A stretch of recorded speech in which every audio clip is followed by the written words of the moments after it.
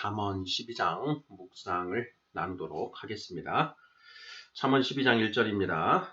훈계를 좋아하는 자는 지식을 좋아하거니와 징계를 싫어하는 자는 짐승과 같으니라. 훈계를 좋아하는 자는 지식을 좋아하거니와 징계를 싫어하는 자는 짐승과 같으니라. 이 말씀 중요하게 느껴집니다. 여호와 하나님은 우리 성도들, 본인의 자식된 우리들이 잘못한 경우에는 징계, 훈계를 하십니다. 그 하나님의 훈계, 징계를 좋아하는 자는 지식을 좋아하는 자이다. 하지만 그 징계를 싫어하는 자는 짐승과 같다. 이렇게 지금 말씀하고 있는 것으로 저는 묵상이 됩니다.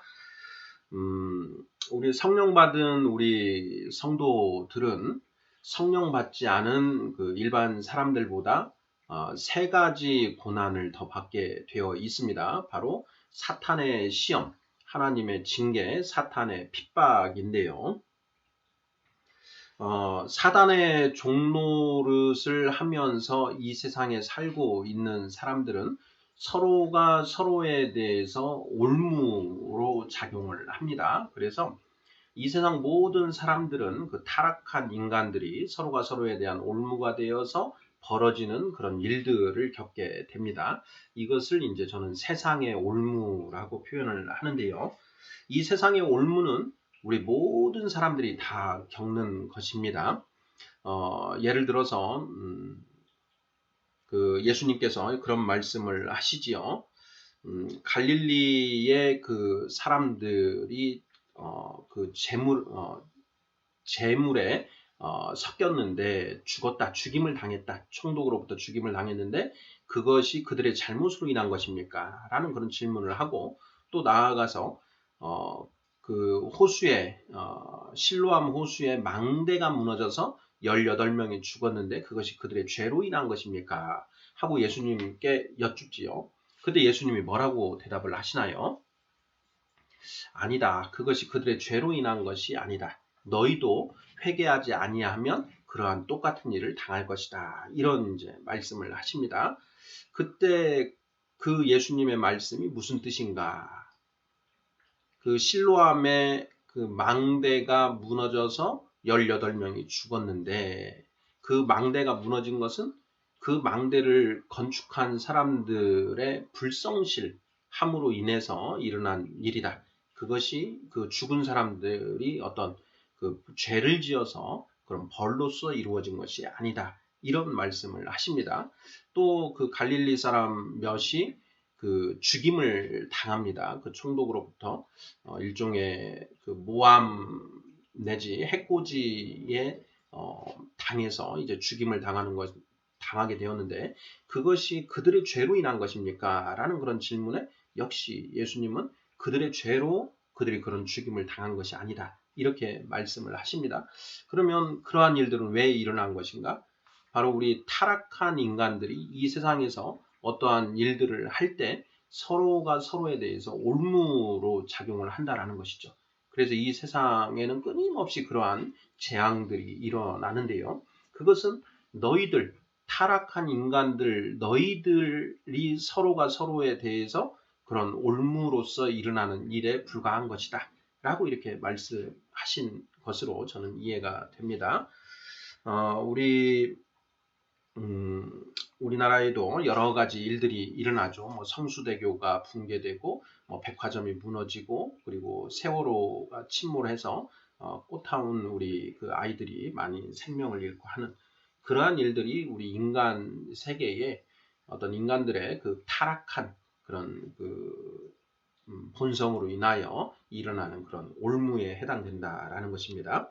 반면에 이제 성령을 받고 하나님의 이제 자녀가 된 성도들에게는 이제 세 가지 고난이 추가가 됩니다. 첫째는 예수님이 성령을 받자마자 광야로 나가셔서 40일 동안 굶주리시고 그리고 사탄으로부터 세 가지 시험을 받은 것처럼 성령 받은 우리들도 모두 다 사탄의 시험을 받는다라는 것입니다. 사탄은 계속해서 우리 성령 받은 자들이 다시 실족해서 사탄의 종이 종로로 타도록 계속 우리를 흔들고 있다라는 것이죠. 그러한 사탄의 시험이 우리에게 주어지는 것이고, 두 번째는 그러한 사탄의 시험에 우리가 넘어졌을 때 하나님이 우리를 징계하신다라는 것입니다. 아이고 이놈아, 그것도 하나 못 이겨내가지고 그렇게 실족을 했느냐, 정신 바짝 차리고 빨리 다시 되돌아와라 라고 하나님의 징계가 주어진다라는 것이죠. 사도 바울 선생이 그렇게 이야기를 합니다. 징계를 받지 않는 자는 사생자이다. 사생자라는 것은 아버지가 없다라는 것입니다. 우리 아버지는 하나님이시죠. 그러니까 우리가 어떤 뭔가 잘못된 일이 있을 때 하나님의 계명을 하나님의 말씀대로 살아가지 않을 때 하나님 우리를 징계하신다라는 것이죠. 회초리를 드신다라는 것입니다. 그 징계는 우리 죽어라라고 하는 것인가요? 아니면 잘 되라라고 하는 것인가요? 당연히 잘 되라고 하는 것이죠. 우리를 그 구원으로 계속 끌고 가시기 위해서 우리를 징계하신다라는 것입니다. 그래서 그러한 징계가 있을 때에는 바로 그 징계가 도대체 내가 왜 이런 징계를 받은 것인지 그 이유를 생각해보고 나의 잘못한 것을 돌이켜서 이제 하나님의 말씀대로 살아가는, 그렇게 해야 된다라는 것이죠. 그래서 훈계를 좋아하는 자는 지식을 좋아하거니와 징계를 싫어하는 자는 짐승과 같다. 하나님의 징계를 싫어하는 자들은 이제 하나님을 버리고 다시 세상으로 돌아가 버린다라는 것이죠. 세상으로 돌아가서 사는 자들은 결국 짐승과 같은 자들인 것입니다. 우리가 사탄의 시험을 이겨내면 어떻게 됩니까? 사탄이 이놈은 안 되겠다, 살려둬서는 안 되겠다 라고 해서 이제는 우리를 핍박하는 것이죠. 핍박해서 우리를 아주 힘들게 하고 심지어 죽음까지 몰고 간다라는 것입니다. 네, 12장 2절 보겠습니다. 선인은 여호와께 은총을 받으려니와 악을 꾀하는 자는 정죄하심을 받으리라. 선인과 악인, 악을 꾀하는 자, 이렇게 나와 있는데요. 성경에서 선인은 어떤 사람입니까? 착한 일을 많이 하는 사람이 선인인가요? 절대 아닙니다. 성경에서 선한 사람은 어떤 사람이냐? 하나님의 말씀을 지키려고 노력하고 그 말씀대로 살아가는 사람이 선한 사람입니다. 악을 꾀하는 자는 하나님의 말씀을 지키지 않는 자. 어떻게 하면 저 말씀을 조금이라도 틀어서 그 말씀대로 살지 않으려고 하는 자들이 악을 꾀하는 자이죠. 악을 꾀하는 자는 정죄하심을 받는다. 선인은 여호와께 은총을 받는다. 하나님의 은총은 무엇입니까? 네, 바로 천국 들어가는 거죠. 구원입니다. 3절, 사람이 악으로서 굳게 서지 못하거니와 의인의 뿌리는 움직이지 아니하느니라. 사람이 악으로서 굳게 서지 못한다. 네, 악을 행하는 자는 반드시 망하게 되어 있습니다. 이 세상에서는 떵떵거리며 살 수 있을지 몰라도 바로 이제 죽음을 맞닥뜨리는 그 사망의 그 순간, 죽으면 바로 하나님 앞에 올라가서 심판을 받아야 되는데요. 바로 그때 망하게 된다라는 것입니다. 반면 의인의 뿌리는 움직이지 아니하느니라. 의인의 뿌리. 네, 의인이 자기 의로 살아가는 게 아닙니다. 의인의 뿌리. 또 뒤쪽에 가면은 12절에도 그런 악인은 불의의 이익을 탐하나 의인은 그 뿌리로 말미암아 결실하느니라. 뿌리로 말미암아 결실한다. 로마서 11장인가요? 로마서 11장에 보면 참 감람나무의 비유를 이제 사도 바울 선생이 하시는데요. 그 돌 감람나무의 가지였던 우리가 그 참 감람나무에 접붙임을 받습니다. 그리고 이제 참 감람 열매를 맺게 되는데 그 열매가 내 힘으로 맺는 것이냐? 아니다. 그 참 감람나무의 뿌리로부터 진액을 받아서 열매를 맺게 된다라는 것이죠. 그래서 의인의 뿌리는 곧 하나님의 말씀, 하나님이신 것이고요. 그리고 그 뿌리로 말미암아 우리가 성령의 열매를 맺게 된다라는 그런 말씀 맥락으로 저는 묵상이 되어집니다. 4절입니다. 어진 여인은 그 지압 위에 면류관이나 욕을 끼치는 여인은 그 지압 위에 뼈가 썩음 같게 하느니라. 네, 이 4절 말씀 저는 굉장히 중요하게 체크를 해놨는데요. 자, 이 말씀의 뜻이 무슨 의미로 보여지시나요? 우리가 세상에 살면서 부부의 연을 맺고 살아가는데 그 부인이 어지는가 욕을 끼치는가 하는 그것을 의미하는 것일까요? 저는 그렇게 보여지지 않습니다. 문자적인 의미에 불과하고요. 이 말씀의 영적인 의미는 자 여기에 어진 여인은 우리들을 가리키죠. 그리고 그 지아비는 누구입니까? 바로 하나님의 말씀이신 예수 그리스도를 가리키는 것이죠. 그래서 어진 여인은 그 지압이 하나님의 말씀에 순종하는 그런 우리들을 순종하는 성도들을 가리키는 것이죠. 그들은 그 지아비의 면류관이다. 하나님의 말씀이신 예수 그리스도께서 그 순종하는 성도들로 인하여 영광을 받게 되신다라는 것이죠. 자, 반면에 욕을 끼치는 여인은 어떤 여인입니까? 네, 그 지아비인 하나님의 말씀, 그 말씀에 순종하지 않고 말씀을 어기며 나아가는 성도들을 가리키는 것이지요. 욕을 끼치는 여인은 그 지아비의 뼈가 썩음 같게 하느니라. 하나님의 말씀이신 예수 그리스도께서 하나님의 말씀에 순종하지 않는 그 성도들 때문에 속이 탄다라는 그런 말이죠. 5절 의인의 생각은 정직하여도 악인의 도모는 속임이니라. 악인의 말은 사람을 엿보아 피를 흘리자 하는 것이거니와 정직한 자의 입은 사람을 구원하느니라. 악인은 엎드러져서 소멸되려니와 의인의 집은 서 있으리라. 5, 6, 7절 한꺼번에 읽으면 됩니다. 의인과 악인을 대비해서 이야기하고 있습니다. 거듭 말씀드리지만 의인은 하나님의 말씀대로 살고자 노력하고 말씀에 순종하는 자이고요. 악인은 하나님의 말씀을 거들떠보지도 않거나 하나님의 말씀을 알더라도 그 말씀대로 살아가지 않는 자를 가리키는 것입니다. 8절 사람은 그 지혜대로 칭찬을 받으려니와 마음이 굽은 자는 멸시를 받으리라. 이 8절 굉장히 중요합니다. 예수님께서 열처녀의 비유를 하시죠. 마태복음 25장이죠. 열처녀의 비유를 하시면서 슬기로운 5처녀가 있고 어리석은 5처녀가 있습니다. 슬기로운 5처녀는 혼인잔치에 들어가고 어리석은 5처녀는 혼인잔치에 들어가지 못하죠. 슬기롭다라는 것은 그들이 지혜를 가지고 있다라는 것이고요. 어리석다라는 것은 그 지혜가 없다라는 것입니다. 잠언 2장 7절 여호와께서는 정직한 자를 위하여 완전한 지혜를 예비하시며 이렇게 되어 있죠. 그는 정직한 자를 위하여 완전한 지혜를 예비하시며 이 완전한 지혜가 우리 성경 66권 안에 기록이 되어 있다라는 것입니다. 잠언 3장 18절입니다. 지혜는 그 얻은 자에게 생명나무라 지혜를 가진 자는 복되도다. 그 지혜를 찾아낸 자는 생명나무, 영생을 얻는다라는 것이죠. 요한계시록 22장 2절입니다. 22장 2절. 길 가운데로 흐르더라 강 좌우에 생명나무가 있어 12가지 열매를 맺되 달마다 그 열매를 맺고 그 나무 잎사귀들은 만국을 치료하기 위하여 있더라. 생명나무에 12가지 열매가 달마다 맺힌다라는 것입니다. 저는 이 성경 안에 하나님께서 예비해 두신 완전한 지혜 12가지가 있는 것, 있다, 존재한다 라고 생각을 하고 성경에서 12가지 최고의 진리를 찾으려는 노력을 계속 기울이고 있습니다. 우리 성도님들께서도 이 성경 안에 그러한 하나님이 정직한 자를 위하여 예비하신 완전한 지혜가 12가지가 있다라는 그런 한번 가정을 세우시고 그 12가지 최고 진리를 찾아보시면 어떨까 싶습니다. 잠언 2장 4절에 이렇게 되어 있지요.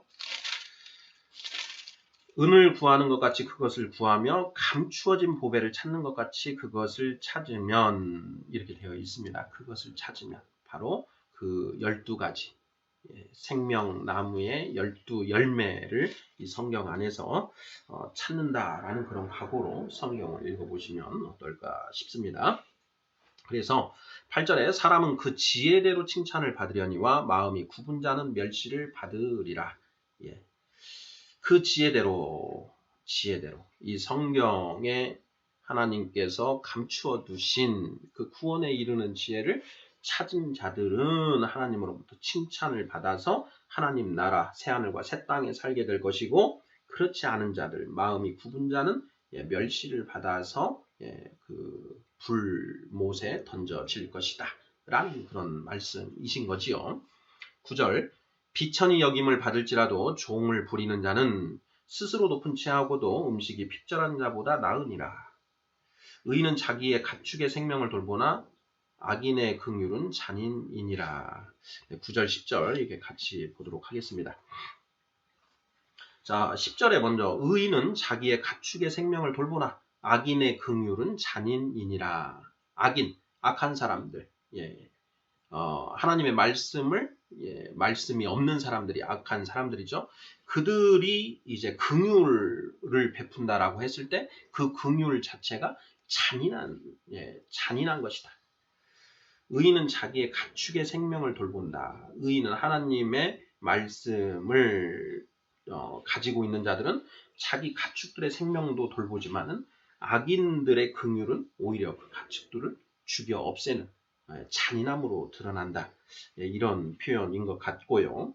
9절이 조금 어렵습니다. 자, 비천히 여김을 받을지라도 종을 부리는 자와 스스로 높은 채하고도 음식이 핍절한 자가 대비가 되고 있는데요. 스스로 높은 채 하면서 음식이 핍절한 자는 저는 이렇게 봅니다. 영적인 의미가 스스로 지혜롭다 하면서 그 하나님의 말씀이 없는 자, 세상의 지혜로운 자들을 가리키는 것이죠. 자, 그런 세상의 지혜를 가지고 교만하게 행하는 자들, 이런 자들보다 자, 세상에서 못 살지라도 종을 부리는 자, 이게 종을 부린다라는 것이 이 종은 사탄이 아닐까 이런 생각이 듭니다. 그 사탄의 지배를 받는 것이 아니라 오히려 그 사탄을 대적하고 사탄에 맞서는 자, 이런 자들이 비천히 여김을 받을지라도 종을 부리는 자 아닐까 하는 생각이 듭니다. 여기에서 비천히 여김을 받는다라는 것은 이제 세상에서 잘 살지 못한다라는 것이죠. 부와 권력과 명예를 쫓아가지 않기 때문에 크리스찬은 세상에서는 별 볼 일 없어 보이지만은 사탄의 종노릇 하는 것이 아니라 오히려 사탄을 대적하면서 나아가는 그런 자, 즉 의인을 가리키는 것 아닌가 이렇게 생각이 됩니다. 고린도전서를 한번 보죠. 고린도전서 3장인데요. 18절입니다. 아무도 자신을 속이지 말라. 너희 중에 누구든지 이 세상에서 지혜 있는 줄로 생각하거든 어리석은 자가 되라. 그리하여야 지혜로운 자가 되리라. 19절 이 세상 지혜는 하나님께 어리석은 것이니 기록된 바 하나님은 지혜 있는 자들로 하여금 자기 꾀에 빠지게 하시느니라 하였고 20절 또 주께서 지혜 있는 자들의 생각을 헛것으로 아신다 하셨느니라. 바로 이 말씀 부분요. 스스로 높은 채 하는 자, 세상의 지혜를 가진 자들이죠. 세상의 지혜를 가져서 어떻게 하면 돈을 많이 벌고 어떻게 하면 높은 자리에 올라갈 수 있고 어떻게 하면 더 많은 명예를 누릴 수 있는지 이것에 밝은 사람들이 있습니다. 바로 그러한 것을 가지고 스스로 높은 채 하는데 그들에게 정작 음식, 하늘의 양식이 없다라는 것이죠. 하늘의 양식은 무엇입니까? 바로 하나님의 말씀이지요. 하늘의 지혜. 그러한 지혜가 없는 자들보다 오히려 비천히 여김을 받을지라도 종을 부리는 자가 낫다. 당연한 말씀입니다. 11절 자기의 토지를 경작하는 자는 먹을 것이 많거니와 방탕한 것을 따르는 자는 지혜가 없느니라. 악인은 불의의 이익을 탐하나 의인은 그 뿌리로 말미암아 결실하느니라. 11, 12절 12절은 조금 전에도 한번 살펴봤는데요. 일단 11절 이게 무슨 의미인가? 세상에서 부지런히 토지를 경작해서 자기 먹을 것을 많이 창고에 쌓아놓으라라는 이야기인가요? 그렇게 보면 이 잠언은 하나님의 말씀이 아니라 세상의 처세술에 불과합니다. 자, 여기에 11절 자기의 토지를 경작하는 자는 먹을 것이 많거니와 이것이 무슨 뜻인가? 잠언 아까 2장 읽었던 그 부분과 연관해서 보지요. 자, 은을 구하는 것 같이 그것을 구하며 감추어진 보배를 찾는 것 같이 그것을 찾으면 감추어진 보배를 찾는 것 같이 그것을 찾는다.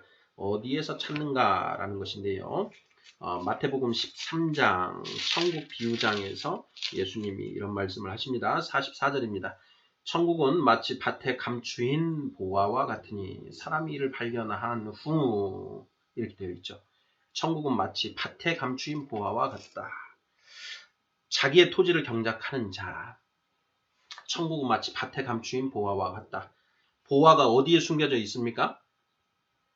여호와 하나님이 정직한 자를 위하여 예비해 두신 완전한 지혜가 어디에 있나요? 네, 바로 성경이지요. 디모데 후서 3장 15절입니다. 또한 내가 어려서부터 성경을 알았나니 성경은 능히 너로 하여금 구원에 이르는 지혜가 있게 하느니라. 이렇게 되어 있죠. 가로 열고 닫고 예수 그리스도 안에 있는 믿음으로 말미암아 구원에 이르는 지혜가 있게 하느니라. 이렇게 되어 있죠. 바로 이 성경 66권 안에 구원에 이르는 지혜, 완전한 지혜가 숨겨져 있다는 것이죠. 바로 이 성경은 밭입니다. 천국은 마치 밭에서 극히 귀한 보화를 발견한 자와 같으니 이렇게 되어 있습니다. 우리는 이 밭에서 완전한 지혜, 구원에 이르는 지혜를 찾아야만 되지요. 자, 그러면 잠언 12장 11절 자기의 토지를 경작하는 자는 먹을 것이 많거니와 여기에 토지가 무엇이겠습니까? 바로 이 하나님의 말씀, 성경을 말하는 거죠.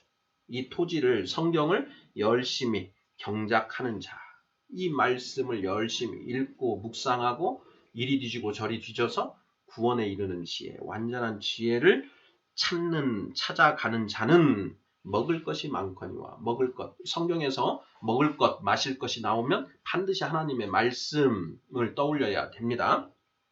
먹을 것이 많거니와 오늘 일용할 양식을 주옵시며 할 때 그게 육의 양식? 예, 저는 그렇게 보지 않습니다. 영의 양식. 오늘 하루를 사탄을 대적하여 이겨낼 수 있는 그 영의 양식인 하나님의 말씀을 주시옵소서라는 그런 주기도문인 것이지요. 네, 자기의 토지를 경작하는 자는 먹을 것이 많거니와 방탕한 것을 따르는 자, 방탕한 것, 술 취하지 말라. 이는 방탕한 것이니 너희는 오직 성령 충만함을 받으라. 에베소서 5장 18절 말씀이죠. 거기에 방탕한 것을 따른다. 방탕한 것은 무엇입니까? 세상의 지혜, 세상의 누룩으로 빚어진 세상의 술, 옛 포도주, 묵은 포도주 이런 것들이 바로 방탕한 것이지요. 독주, 성경에서는 그렇게도 표현을 하고 있습니다. 바로 땅의 지혜를 말합니다. 땅의 지혜. 땅의 지혜는 악한 것이죠. 위로부터 나온 지혜. 그것을 우리는 추구에 들어가야 되는 것이죠. 자, 방탕한 것을 따르는 자는 지혜가 없느니라. 자, 13절입니다. 악인은 입술의 허물로 말미암아 그물에 걸려도 의인은 환난에서 벗어나느니라. 사람은 입의 열매로 말미암아 복록에 족하며 그 손이 행하는 대로 자기가 받느니라. 14절까지요. 13, 14절. 악인은 입술의 허물로 말미암아 그물에 걸린다. 사람은 입의 열매로 말미암아 복록에 족하며 그 손이 행하는 대로 자기가 받는다. 우리가 이제 입술, 우리 새치 혓바닥 이걸 잘못 놀려서 이제 멸망하는 그런 자들이 있다라는 걸 익히 우리가 알고 있지요. 야고보서에도 이제 이 새치 혓바닥에 관해서 이제 이야기를 합니다.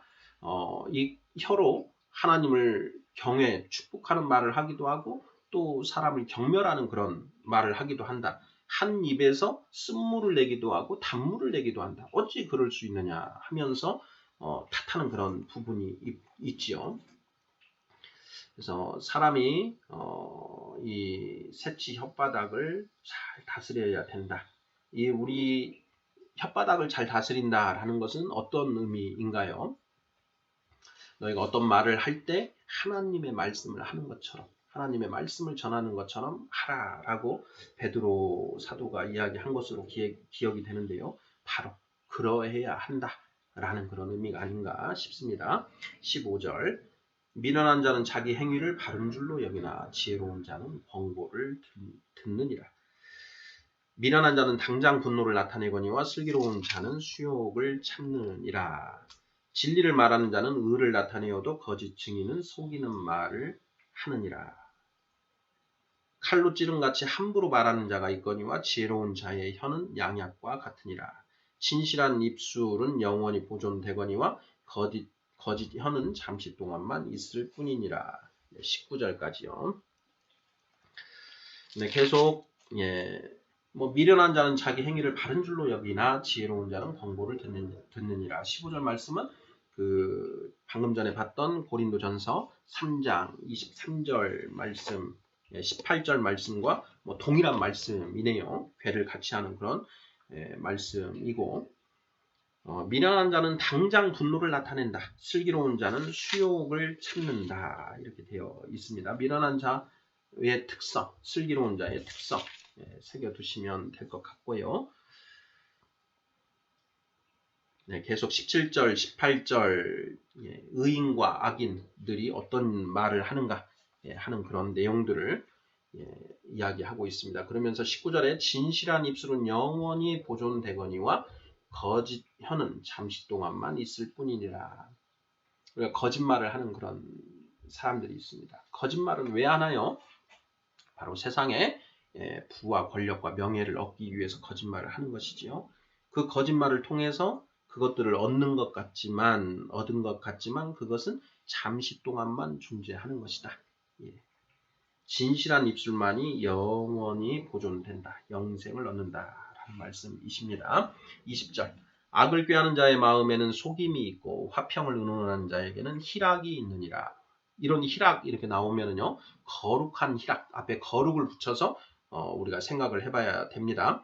세상에 희락이 있고 하늘에 거룩한 희락이 있습니다. 하늘에서 내려오는 성경이 말하는 이러한 부분들은 앞에 거룩을 붙여보면 신앙 감정으로서 어떤 의미인지 알 수가 있고요.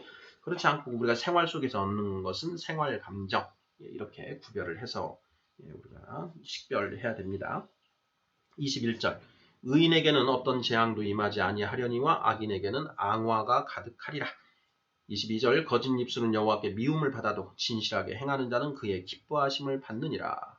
여호와 하나님을 기뻐하시게 하는 자, 하나님이 기뻐하시는 자, 하나님이 기뻐하는 자가 어떤 자들인가? 이것을 우리가 성경을 읽으면서 잘 찾을 필요가 있는데요. 진실하게 행하는 자는 하나님이 기뻐하시는 자라는 것입니다. 23절 슬기로운 자는 지식을 감추어도 미련한 자의 마음은 미련한 것을 전파하느니라. 자, 28절 말씀 이 부분도 한번 좀 새겨봐야 될 것 같은데요. 자, 슬기로운 자는 지식을 감춘다. 자, 슬기로운 자가 왜 지식을 감추는가 좀 이상한 그런 느낌이 드는데요. 저는 이제 그 말씀이 떠오릅니다. 예수님께서 하신 말씀 중에 개에게 거룩한 것을 주지 말고 돼지에게도 그 거룩한 것을 주지 마라. 개, 돼지에게 거룩한 것을 주지 마라. 그것을 줬다가 그들이 오히려 너를 해할까 두렵노라. 이런 말씀을 하시지요. 슬기로운 자는 지식을 감춘다. 바로 그런 개, 돼지 앞에서는 그 지식을 감추어야 된다라는 것입니다. 세상에 이제 우리가 복음을 전하다 보면은 그 복음을 이렇게 기쁜 마음으로 받아들이는 사람이 있는가 하면 또 미적미적 하면서 잘 받아들이지 않는 사람이 있고요. 또 어떤 사람은 오히려 그 복음을 전하면 우리 욕하고 막 하는 그런 사람들이 있습니다. 그런 경우에 이제 이 세 번째에 해당하는 사람들에게 우리가 복음을 저는 한 3번 정도까지는 전해 보는데요. 3번까지 전해도 전혀 오히려 더 역하게 거역하는 그런 반응을 보이면 이제 더 이상은 이제 전하지 않는데요. 손에 먼지를 털고 바로 그렇게 그런 자들이 일단은 그 당시 상황에서는 개, 돼지에 해당되는 것 아니냐 이렇게 생각이 됩니다. 베드로서에서 사실 개, 돼지는 이제 또 어떤 존재로 이렇게 묘사가 되어 있느냐 하면 한 번 복음을 받고 이 하늘의 거룩한 것을 맛을 보았는데 다시 세상으로 돌아간 자들을 이제 개돼지로 이야기하지요. 베드로후서 3장 22절 개가 그 토하였던 것에 돌아가고 돼지가 그 씻고 나온 웅덩이로 돌아가 앉는 것과 같다 이렇게 표현을 하는데요. 그러한 자들을 우리가 개돼지라고도 볼 수가 있습니다. 아예 복음을 전해 들지 못해서 사탄의 종로로 하면서 살고 있는 그런 사람들, 이런 사람들보다 더 악한 자가 한번 복음을 받고 그 믿음을 가졌다가 나는 이렇게 못 살겠다 해서 다시 그 하나님을 버리고 세상으로 돌아가 버린 자들이 개돼지인 것이죠. 그런 자들에게는 이제 다시 한번 되돌아올 것을 권면을 해보되 그들이 받아들이지 않고 오히려 격하게 우리를 대적하는 경우가 있습니다. 그런 경우에 이제 지식을 감추는 것, 그것을 표현한 것이 아닌가. 슬기로운 자는 지식을 감추어도 미련한 자의 마음은 미련한 것을 전파하느니라. 앞부분은 그런 것이고요. 뒷부분은 아예 미련한 자는 하나님을 모르는 자이고 세상의 누룩에 푹 쩔어 있는 자들인데 그 세상의 누룩에 푹 쩔어 가지고 그 세상의 누룩이 좋은 것이다 라고 전파를 한다라는 것이지요. 네, 24절. 부지런한 자의 손은 사람을 다스리게 되어도 게으른 자는 부림을 받느니라. 자, 부지런한 자, 게으른 자. 자, 어떤 자가 부지런한 자고 어떤 자가 게으른 자인가요? 네. 성경에서는 딱 하나입니다. 하나님의 말씀을 열심히 묵상하는 자가 부지런한 자이고 하나님의 말씀을 묵상하지 않는 자가 게으른 자입니다. 성경에서 너희 열심히 땀 흘려 일해가지고 부자 되라 이런 얘기하고 있는 게 절대 아닙니다. 25절 근심이 사람의 마음에 있으면 그것으로 번뇌하게 되나 선한 말은 그것을 즐겁게 하느니라. 근심이 사람의 마음에 있으면 그것으로 번뇌하게 된다. 당연한 것이죠. 근심이 우리 안에 있으면 번뇌하게 됩니다. 근데 이 근심이 보통은 세상 근심이지요. 세상 근심. 사도 바울 선생이 근심의 두 가지 종류가 있다라고 합니다. 망하게 하는 근심이 있고 우리를 살리는 근심이 있다라는 것이죠. 어떤 것이 우리를 망하게 하는 근심이고 어떤 것이 우리를 살리는 근심입니까? 살리는 근심은 내가 하나님의 말씀대로 살아가지 못하고 있다라는 것, 그것에 대해서 근심하는 것이 살리는 근심이고요. 망하게 하는 근심은 나는 왜 이렇게 맨날 이렇게 그 돈도 없고 그 맨날 승진도 하지 못하고 맨날 사람들에게 인기도 없고 이러고 이렇게 사는가? 부와 권력과 명예를 얻고 싶다. 어떻게 하면 그것을 얻을 수 있을까 하고 근심하는 것이 사람을 망하게 하는 근심이죠. 썩을 것을 얻기 위해서 하는 근심. 썩지 아니할 것을 위해서 하는 근심. 근심이 사람의 마음에 있으면 그것으로 번뇌하게 되나 선한 말은 그것을 즐겁게 하느니라. 그건 마음이죠. 선한 말은 마음을 즐겁게 하느니라. 하나님의 말씀이 선한 말이죠. 오직 선한 말은 하나님의 말씀밖에 없습니다. 인간의 입에서 나오는 말은 모두 악합니다. 선한 말, 하나님의 말씀에 부합하는 말까지도 포함되지요. 하나님의 말씀, 성경 말씀에 배치되는 말은 악한 말이고 하나님의 말씀에 부합하는 말은 선한 말이다. 그러한 선한 말은 인간의 사람의 마음을 즐겁게 한다. 즐겁게 한다. 거룩한 기쁨입니다. 거룩한 기쁨, 희락. 하나님의 말씀을 통해서 그 말씀이 깨달아질 때 우리가 느끼는 거룩한 희열이 있지요. 그것을 말합니다. 26절 의인은 그 이웃의 인도자가 되나 악인의 소행은 자신을 미혹하느니라. 의인은 자기뿐만 아니라 그 이웃까지 인도합니다. 하지만 악인들은 자기를 멸망의 길로 몰고 가는 것이죠. 소경이 소경을 인도하면 둘 다 구덩이에 빠진다라고 예수님은 말씀하셨습니다. 27절 게으른 자는 그 잡을 것도 사냥하지 아니하나니 사람의 부귀는 부지런한 것이니라. 공의로운 길에 생명이 있나니 그 길에는 사망이 없느니라. 게으른 자, 하나님의 말씀을 열심히 묵상하지 않는 자는 그 잡을 것도 사냥하지 못하나니 조금만 보면 얻을 수 있는 그 지혜도 얻지 못한다라는 것이죠. 사람의 부귀는 부지런한 것에 부지런한 것이니라.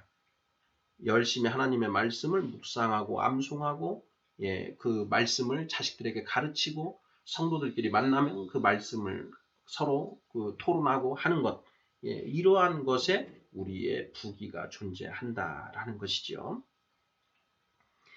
공의로운 길에 생명이 있나니 그 길에는 사망이 없느니라. 공의로운 길, 하나님의 말씀을 좌로도 우로도 치우치지 않고 나아가는 길, 바로 그것이 공의로운 길이지요.